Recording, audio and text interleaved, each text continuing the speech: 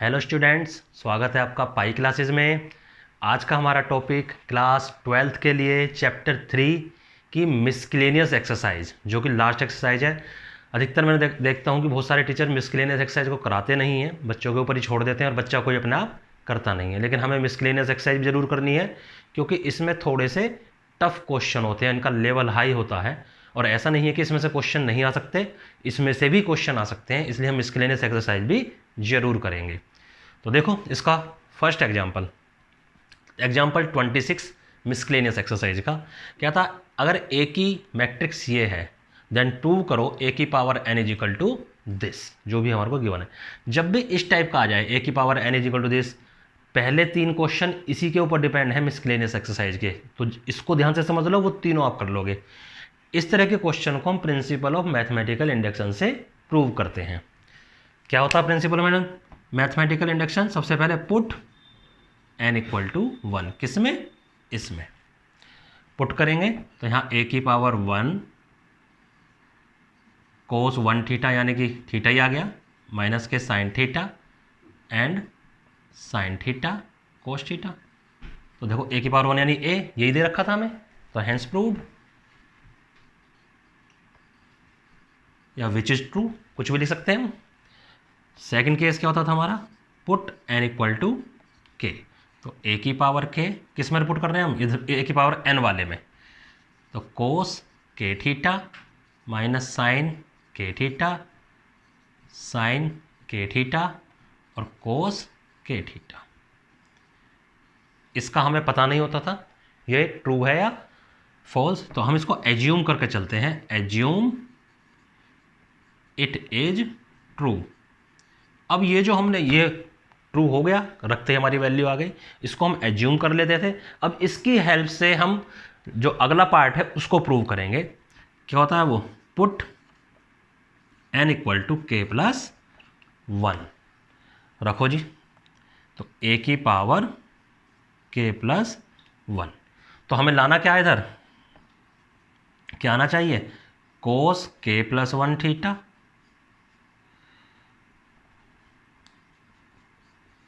Minus के sine k plus 1 theta sine k plus 1 theta and cos k plus 1 theta.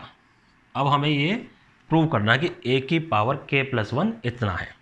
चलो जी लेके चलते हैं, लेफ्ट हैंड साइड को हम ले लेते हैं। क्या है? a की पावर k प्लस 1, इसको हम क्या लिख सकते हैं? a की पावर k इंटू a। अब इन दोनों का देखो यूज होगा इसमें, तो a की पावर k क्या था? कोस k थीटा माइनस के साइन k थीटा साइन के ये आ गया साइन k थीटा और कोस k थीटा, और यहाँ पर a की वैल्यू रखो, क्या आती है? कोस थीटा माइनस के साइन थीटा और कोस थीटा। अब आगे हमें क्या करना है? इन दोनों को मल्टीप्लाई करना है, अपने आप देखो ये वाली वैल्यू इधर आती चली जाएगी। चलो करते हैं मल्टीप्लाई। कैसे मल्टीप्लाई करते थे? रो की कॉलम से। देखो ये भी 2 क्रॉस ऑर्डर की, 2 क्रॉस 2 की है, ये भी 2 क्रॉस, तो इसकी ऐसे कोरस्पॉन्डिंग पहले एलिमेंट की पहले से, फिर दूसरे एलिमेंट की दूसरे से, बीच में जो साइन आएगा वो ऑटोमेटिक आएगा, हमें उसमें कुछ नहीं करना है। कोस के थीटा की कोस थीटा से, cos k theta into cos theta, sine k theta की माइनस के साइन के थीटा और साइन थीटा। ठीक है, ऐसे अब इसकी उधर वाले से कोस के थीटा, ठीक है, कोस के थीटा की किससे? साइन थीटा से, और साइन के थीटा की कोस थीटा से, प्लस के। इसी टाइप से हम सेकंड रो निकाल लेंगे, वो तुम अपने आप करोगे। सेकंड रो की इससे, फिर सेकंड रो की इससे, जो भी आएगा। अब देखो जैसे ये क्या फार्मूला बन गया? कोस के थीटा प्लस थीटा, इधर क्या बन गया? Sign k theta plus theta. ऐसे ही नीचे बनेंगे हमारे, ये दोनों माइनस के निकल के आएंगे। ठीक है, तो दोनों माइनस के निकल के आएंगे तो माइनस कॉमन ले लेना, और ऐसे ही यहाँ पर ये फार्मूला बनेगा। ठीक है, तो अब ये क्या बनेगा? देखो कोस थीटा कॉमन, के प्लस 1 थीटा, साइन के प्लस 1 थीटा। इसी टाइप से नीचे वाली दोनों एलिमेंट हमारे निकल के आएंगे, उनको आप अपने आप करो थोड़ा सा काम। तो और ये क्या चीज़ थी हमारे पास, यही which is equal to RHS। तो हम क्या लिखेंगे फिर क्या लिखते थे, हैंस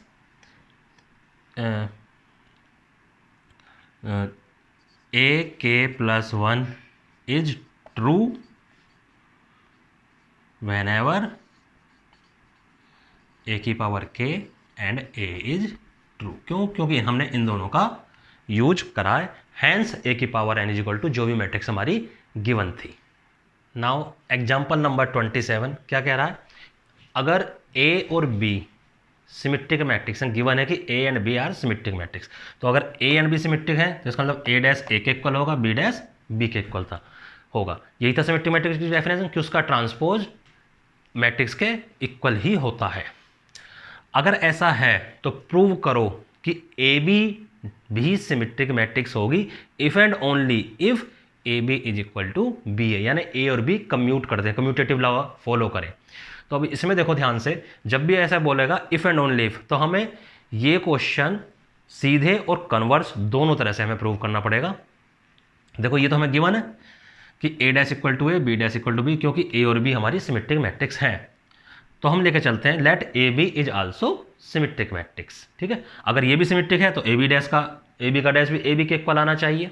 बट हमने प्रॉपर्टीज पढ़ी हुई हैं, तो उसमें क्या ए बी का डैश क्या होता था, बी डैश ए डैश, ये ट्रांसपोज वाले में हमने पढ़ा है। अब देखो बी डैश की वैल्यू बी और ए डैश की वैल्यू ए, ये गिवन है हमें, ये रख दी हमने। अब देखो क्योंकि हमने इसको सिमेट्रिक माना था तो ए बी का डैश किसके इक्वल, ए बी के इक्वल हो गई होगा। अगर हमने सिमेट्रिक मान लिया तो ये फर्स्ट इक्वेशन हो गई। बट ए बी का डैश अकॉर्डिंग टू रूल उल्टा होता है, बी डैश ए डैश के इक्वल होता है। बी डैश की वैल्यू बी है, ए डैश की वैल्यू ए है, ये कहाँ से आया, गिवन है। अब ये क्वेश्चन हो गया 2। यहाँ पे यहाँ पर ए बी का डैश कहता है ए बी के इक्वल है, यहाँ पे ए बी का डैश कहता है बी ए के इक्वल है। तो ये दोनों हमारी राइट हैंड साइड वाली वैल्यूज इक्वल हो गई। तो हो गया प्रूव।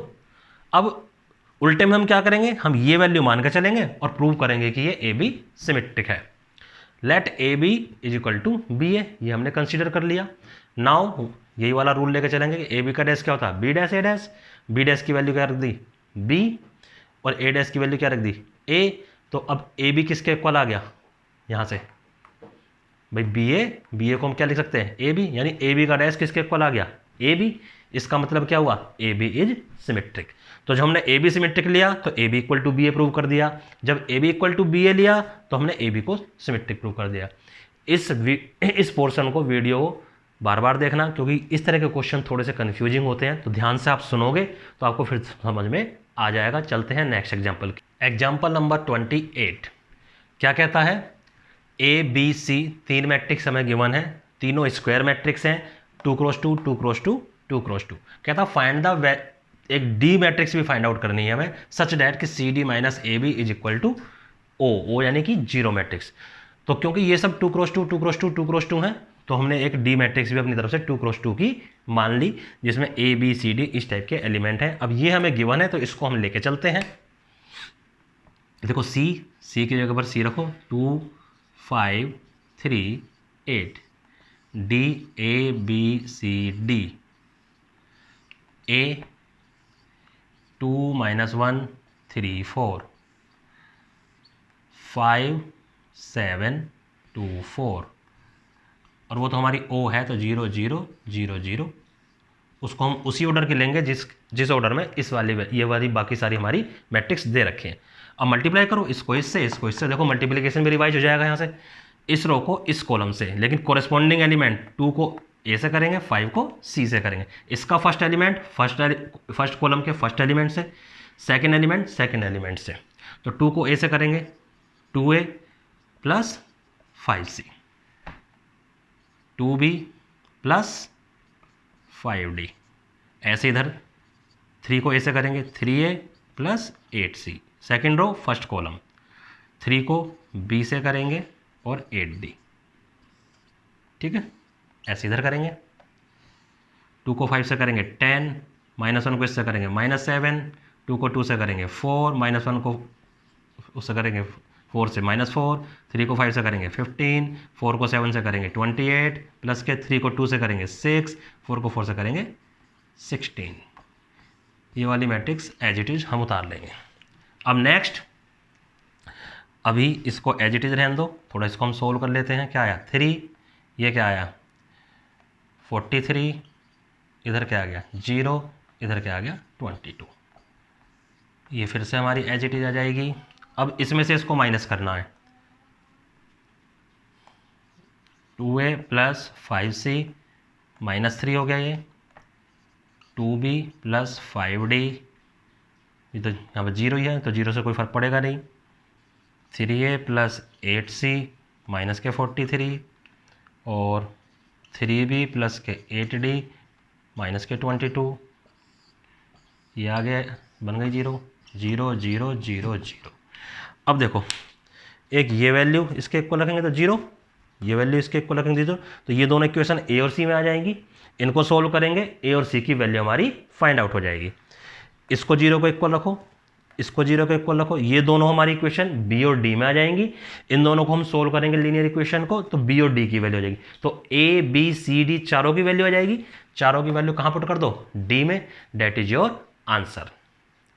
अब मिसकेलियस एक्सरसाइज जो हमारे पास है उसके हम क्वेश्चंस डिस्कस करते हैं। देखो पहले 5 क्वेश्चन, पहले 3 क्वेश्चन तो वही मैथमेटिकल इंडक्शन के ऊपर है, पहले 3 क्वेश्चन, और एक क्वेश्चन और दे रखा है जो मैथमेटिकल इंडक्शन के ऊपर है, वो 12th क्वेश्चन है। ये आप अपना आप करो जैसे हमने एग्जाम्पल करा था 26। 4th एंड 5th हमारे नेक्स्ट एग्जाम्पल के जैसे हैं जो हमने करा था अभी। अब 6th क्वेश्चन और 7th क्वेश्चन मैं डिस्कस करता हूँ, ठीक है। 7th क्वेश्चन के जैसा ही हमारा 9th क्वेश्चन है।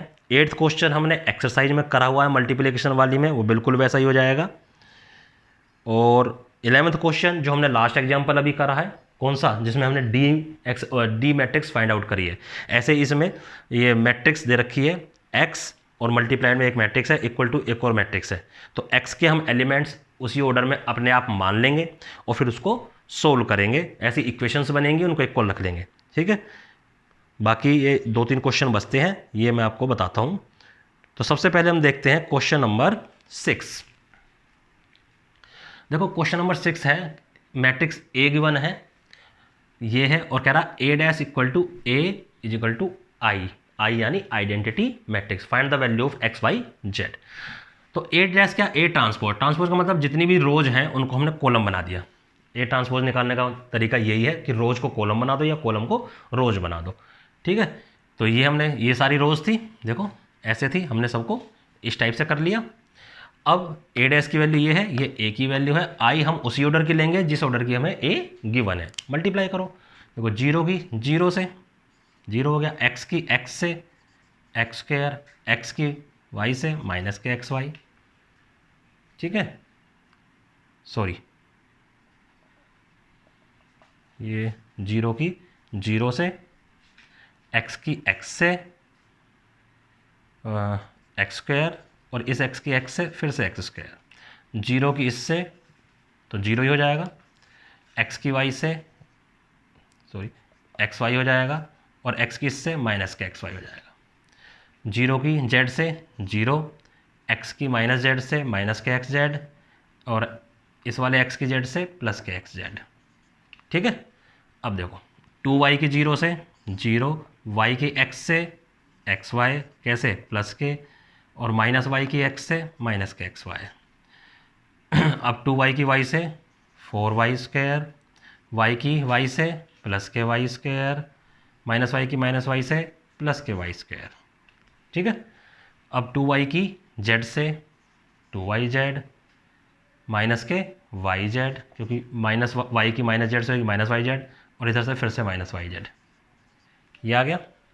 जेड की 0 से 0, माइनस जेड की x से माइनस जेड एक्स, जेड की x से प्लस के जेड एक्स, इधर आओ भाई, जेड की 2y से 2y जेड, माइनस जेड की y से माइनस के जेड वाई, या वाई जेड एक ही बात है, जेड की इससे माइनस के जेड वाई या वाई जेड, जेड की जेड से जेड स्क्वायर प्लस के जेड स्क्वायर प्लस के जेड स्क्वायर। देखो उधर ये एच टी जाएगा, कौन सी एच टी।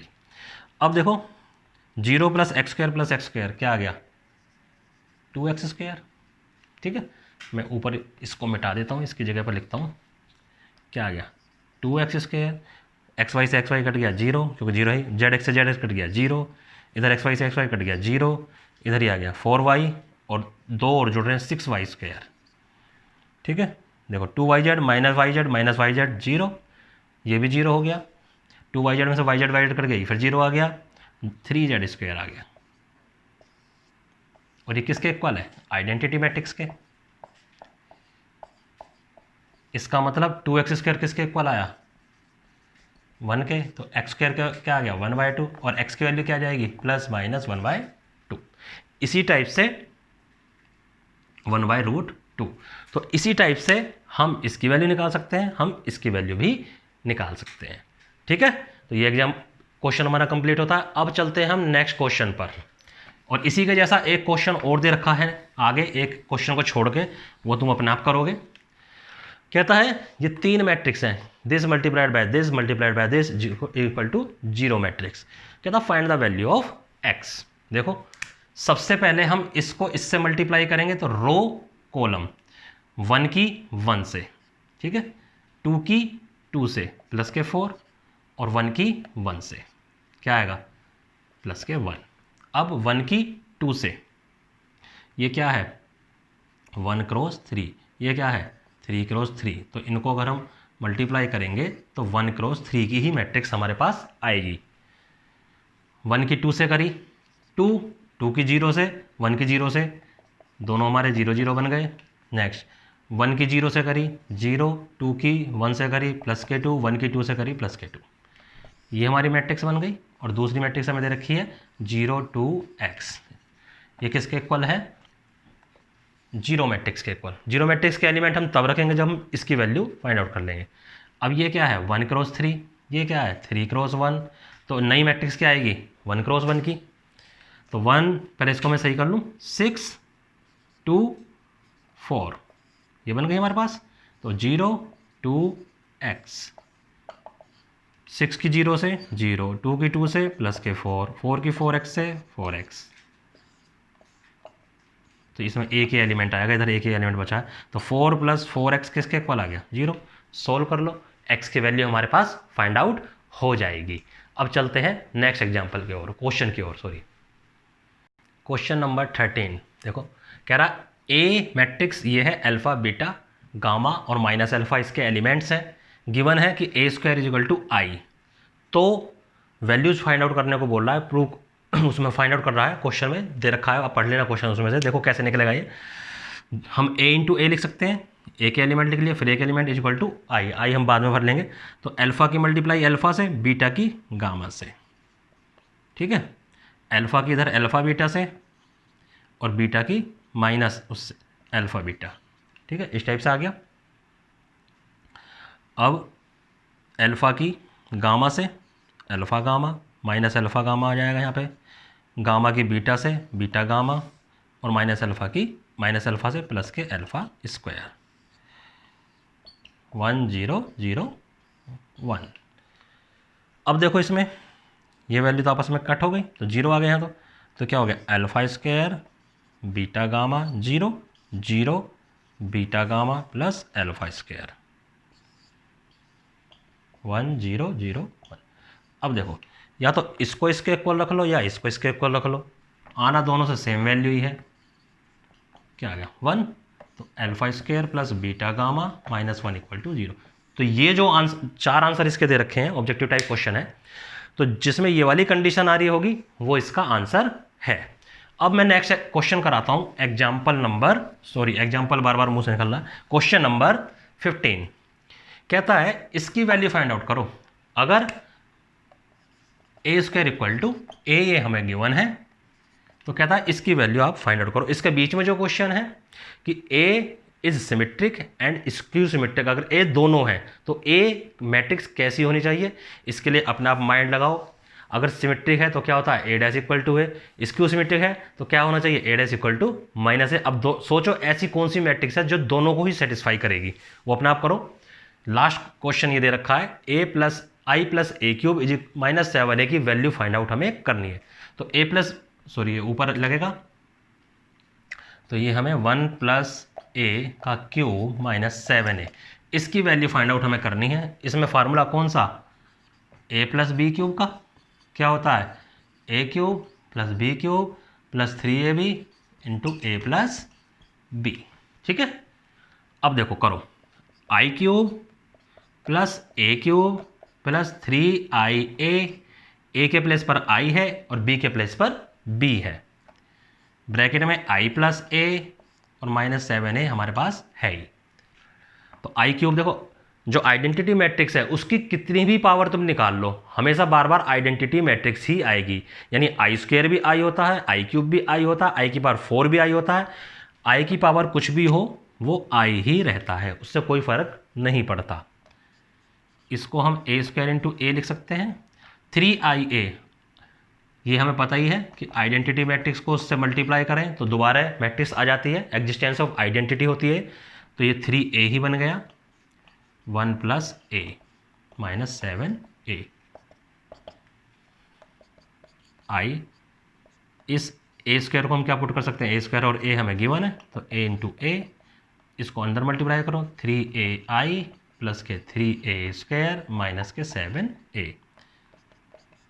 अब ये फिर से ए स्क्वायर बन गया, ए स्क्वायर की वैल्यू हम ए पुट कर सकते हैं, ये ए आई क्या हो गया 3a, ए स्क्वायर हमने ए पुट कर दिया माइनस के 7a, आई ए 3a 7a और माइनस के 7a चल ही रहा, 7a से 7a कट गया, आई हमारा आंसर आ गया। तो इसकी वैल्यू क्या फाइंड आउट हुई, आइडेंटिटी मैट्रिक्स।